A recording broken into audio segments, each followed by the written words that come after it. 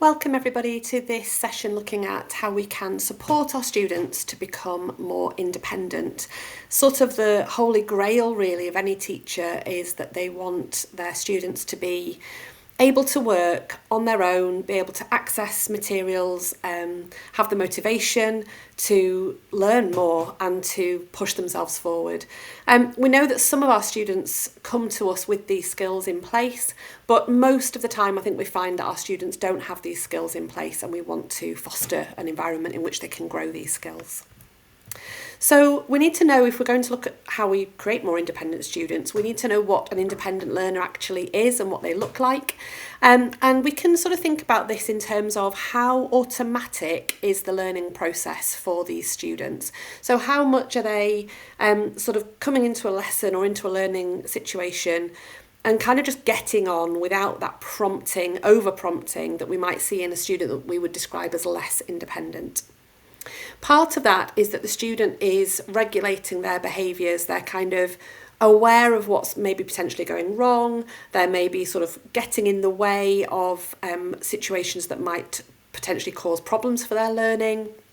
They are planning, they're calm, all those things that we might associate with self-regulation.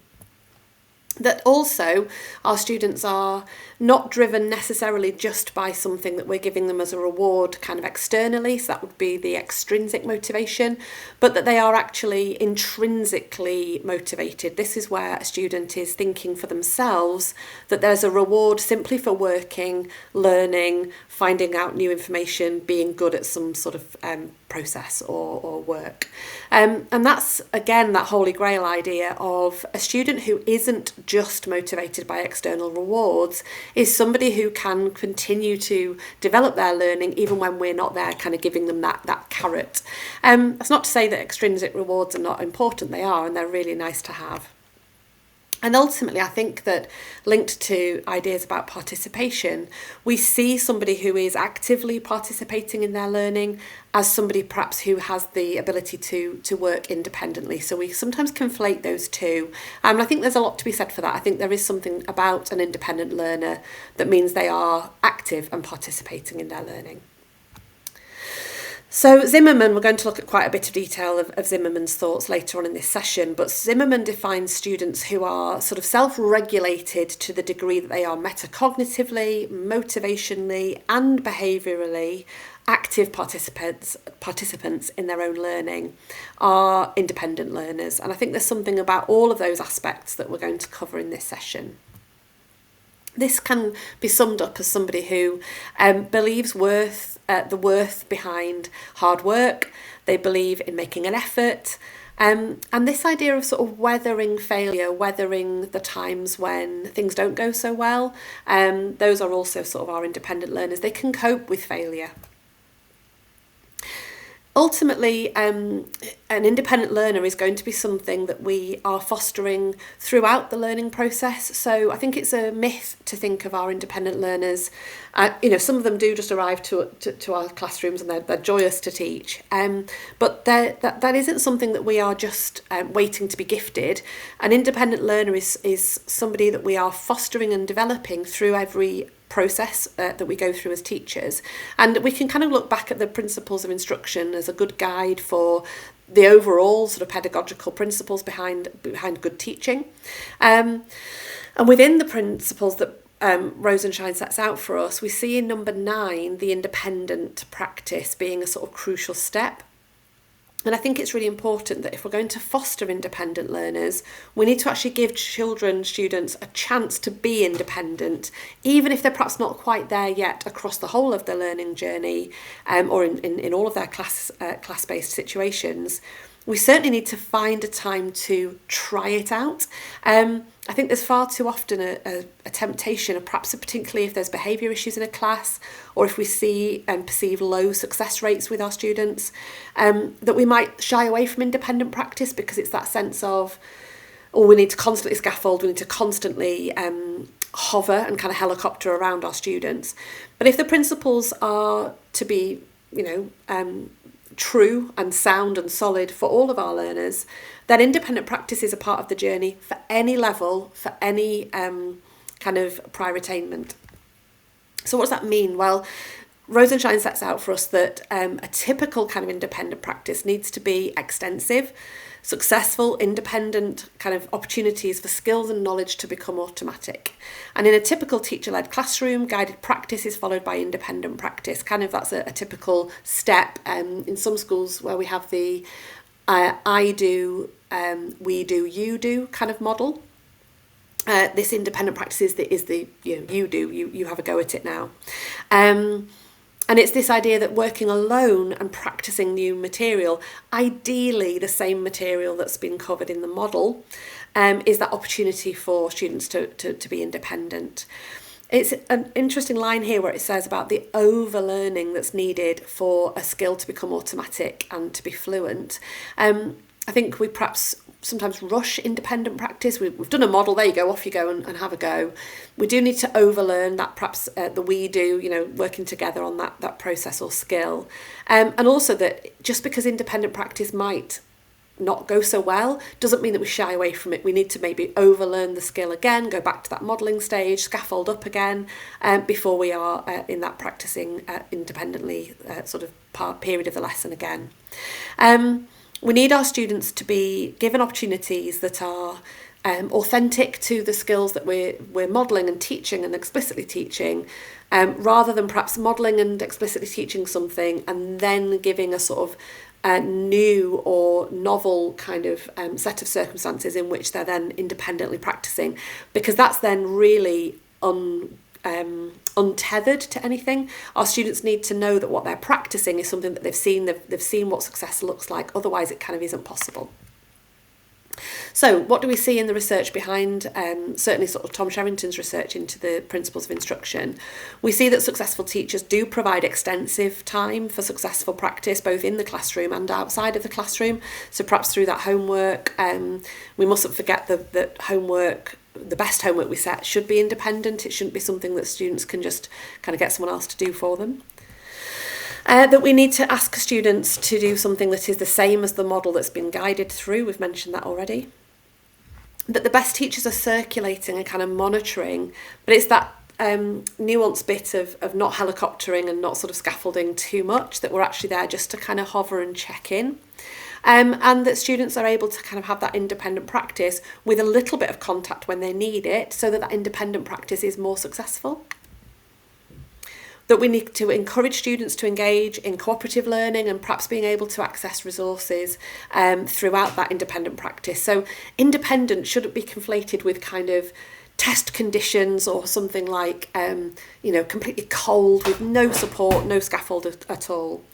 Sorry, I'm sat doing this at home and my cat has just come through the cat flap there, so sorry about that noise. So let's think about what conditions we need for this independent practice. Well, we need a student to have some degree of self-efficacy, but a lot of our students have very low self-efficacy. This is the belief in themselves, their capacity to actually execute the behaviours that we want. So we need to remember that this triad exists and be doing everything that we can to kind of foster a better environment for them to believe that they are going to be successful.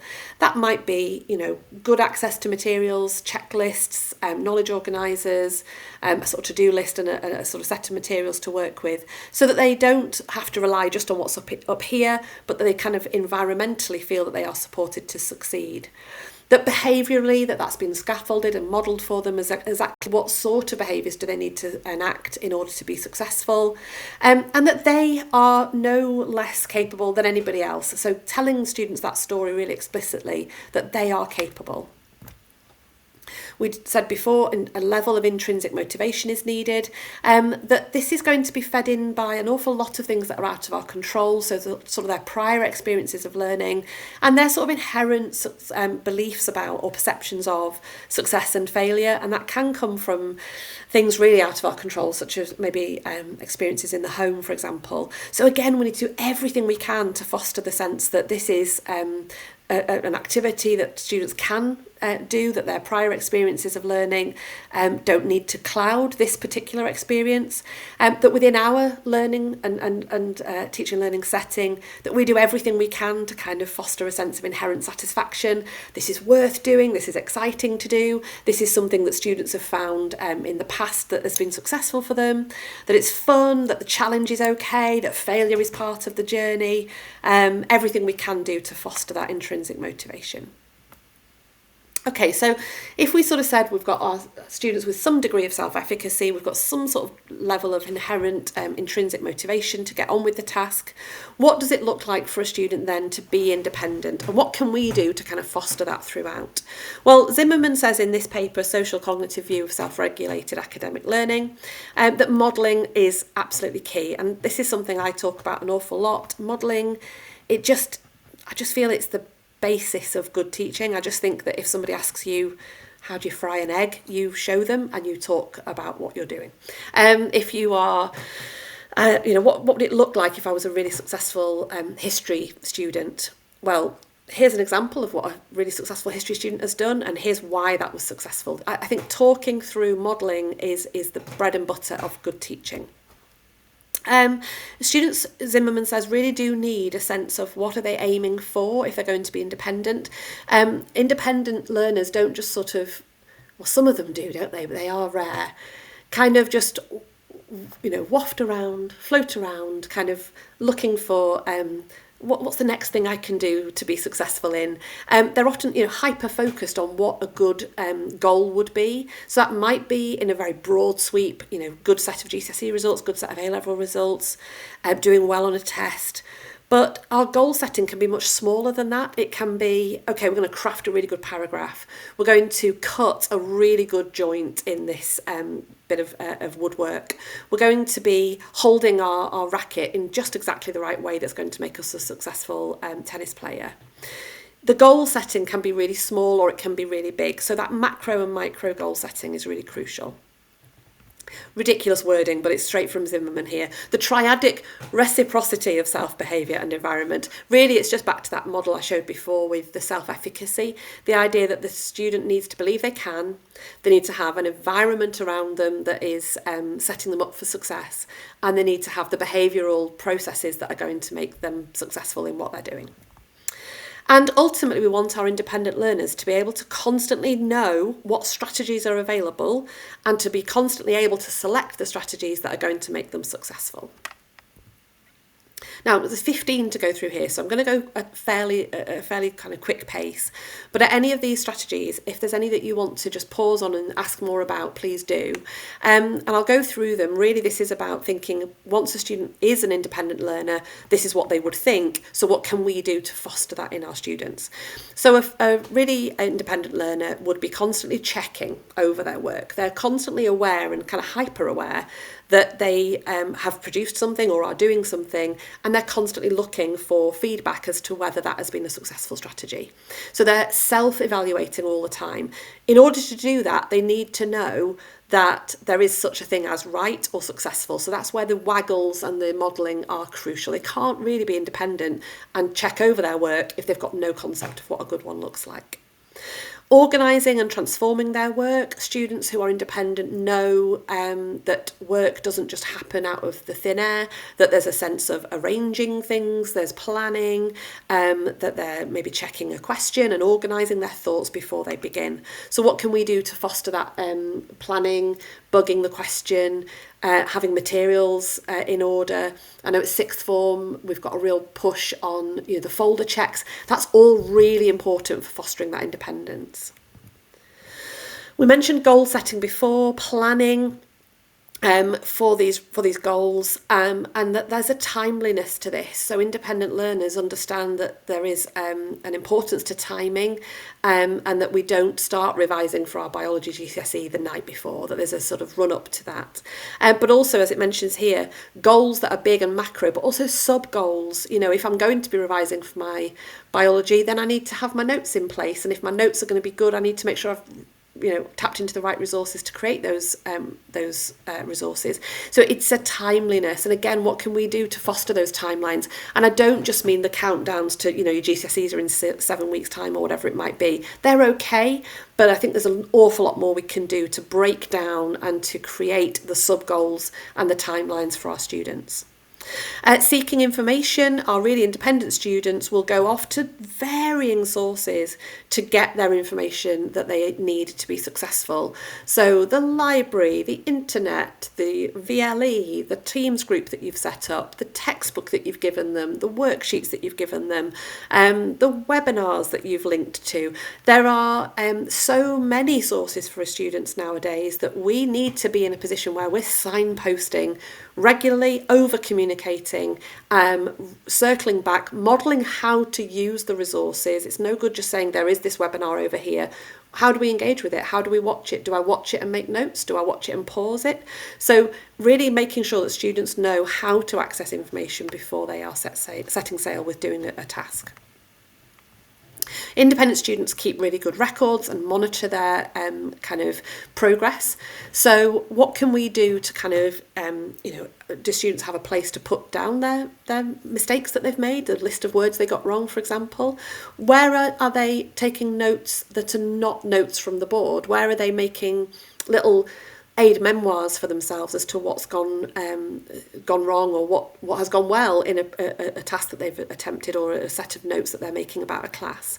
How do they make those notes? How do they refer back to those notes? How do they monitor their progress? Again, at that micro level, rather than just the macro, oh, I got this in this test, I got this in the next test. How are they getting on as they go along through the learning journey? Environmental structuring, so this is really very, very adjacent to kind of behaviour here. And again, we need to, every teacher is a teacher of send is a common phrase. Every teacher is a teacher of a pastoral nature. We're all responsible for supporting our students with their behaviour. And so explicitly telling students, you're going to want to avoid distractions, think about what sort of things might distract you personally. What do we know from research is not good for any brain? What is it that a highlighter pen can do for you? What is it about a folder, a kind of set of poly wallets, a glue stick, whatever it is that environmentally and behaviourally they need to be successful? I think that's particularly important when we're asking them to revise, because actually go and revise is just far too broad. Self-consecrated, I think this is quite nice for adults to think about actually. How do students who are independent have a really good sense of the rewards that they're going to get if things go well, or the punishments that they're going to give themselves if things don't go so well? So punishments in that sense might be, what's the consequence of my failure? For A-level, for Year 11 students, it might be, I'm not going to get onto the A-level courses that I want to get onto. That's a huge kind of stick to be held near them. But the carrot might be something, really, really small. It might be that they give themselves, I don't know, pat on the back seems too small, but there might be something of a treat at the end of doing something well. It might be just sharing it with a parent. That might be what they're excited about, kind of going home and saying, actually, I did well on this test. So if that's not there inherently for a student, what can we do to foster a sense of treat if things have gone well, and a sense of not a punishment but sort of a consequence if things haven't gone so well? And again, within the sort of shared agreement for us at the school, that we're not kind of giving out, extra rewards like, sweets and things like that. It needs to be something that's within the learning. So, I'm really excited about this next topic, and we need to get onto that if we've all managed to do this end of topic test or whatever it might be. Our independent students rehearse, and they actually go through that process of they understand that there's a repetition needed. They memorise things. We know the power of rote learning. It isn't the be-all and end-all of good knowledge and building schema, but it's a really big important part of it, is to just know stuff. So rehearsing, memorising, and going back over formula, going back over quotes, going back over techniques, pronunciations, whatever it might be in your subject area. Seeking social assistance. So this is 9 to 11 because there's 3 different areas. Our most independent students, there's a really interesting intersection between our independent learners and also their sort of socioeconomic status. And I think one of the things that our disadvantaged students struggle with is that they have a poverty, perhaps economically, but they perhaps also have a poverty of network as well. And where do our students access help from other people than us? So teachers is on there as number 10, but peer support can be so important for independent learners, and other adults.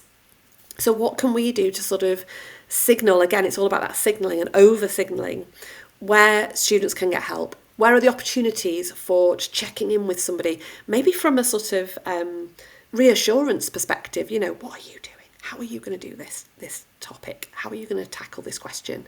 Not so they're just taking it and doing it for them, so not kind of just copying or cheating or leaning on somebody too much, but actually just getting that social assistance that's sort of such a fundamental part of an independent learner. In a similar nature, we've got 12 to 14 here because there are varying ways in which somebody can access records. So this is a bit back to that idea of independently seeking resources. Where is a student able to go back to things? Where are they able to access the notes that they've made, the tests that they've done, the textbooks that you've provided for them? And where can they review their notes, and how can they do that in a really, really sort of powerful way? Again, how can we signal that for our students that don't have that perhaps inherently? A student-initiated effort to reread notes is what we see in an independent learner, but perhaps we as teachers need to be doing that in a more systematic way, so that it's kind of a function of our lessons rather than just an expectation outside of lessons. And then other statements that indicate learning behaviours that are initiated by other persons, such as teachers and parents, and all unclear verbal responses. So I just do what the teacher says. I suppose we see in independent learners that they're doing something that is not indicated by the teacher. They are that student who's just quickly making a note of something great that you just said. I remember a really, really brilliant student I taught once, and I found out that she had a couple of pages in the back of her exercise book that she just put were Mrs. Lohman's nuggets of wisdom. It's like, good Lord alive, there was a lot of things in there that I don't remember saying, but she just kind of quickly moved to the back of her book, quickly wrote down if I said something that she thought, oh, I'll have that kind of magpieing effect. So what can we do that just sort of allows a bit of freedom, perhaps allows students to make connections, to have behaviours, to have resources that are a bit out of the ordinary, that are something that we haven't said to them you have to have, or perhaps that we've even encouraged, but that we've allowed that space and that culture for students to have behaviours that are different perhaps, and not necessarily just following what we've told them to do. Oh, I've got the double slide there. I've no idea why I've done that as a double slide. So the final sort of summary here is that we need to allow definitely lots and lots and lots of time for practice in lessons. We must make sure that our students are not just with us, scaffolding all the time, modelling all the time, that we do allow them to have a chance to show if they can do something independently. Ultimately, our entire testing system is based around the idea that they will be on their own doing this work. So we need to build that in right from the get-go. That our models are useful, relevant, tied to the learning that we want them to, the skill that we want them to achieve. That we encourage that appropriate goal setting, both macro and micro goal setting as we go along. That we allow for some cooperative learning. It needs to be well managed, but it needs to be there. Otherwise, we just jump straight from scaffold and modelling to somebody on their own, and that's just too big a leap. That we do anything we can to foster self-efficacy, that we try to think about that self-behaviour environment kind of triad. That we encourage individualism and autonomy in the choice of strategies, that there might be something a bit wild and wacky out there that we perhaps haven't indicated, but that we have got a culture where students really, ultimately, if they can be successful, we want to encourage them to do what it takes. And that we share what does it feel like and what does it look like to actually self-regulate, to talk about that as much as we talk about the content, especially for our exam year groups where they've got an awful lot of content to remember and an awful lot of behaviours that are different to previous years. So revision being a process that we mustn't assume is understood.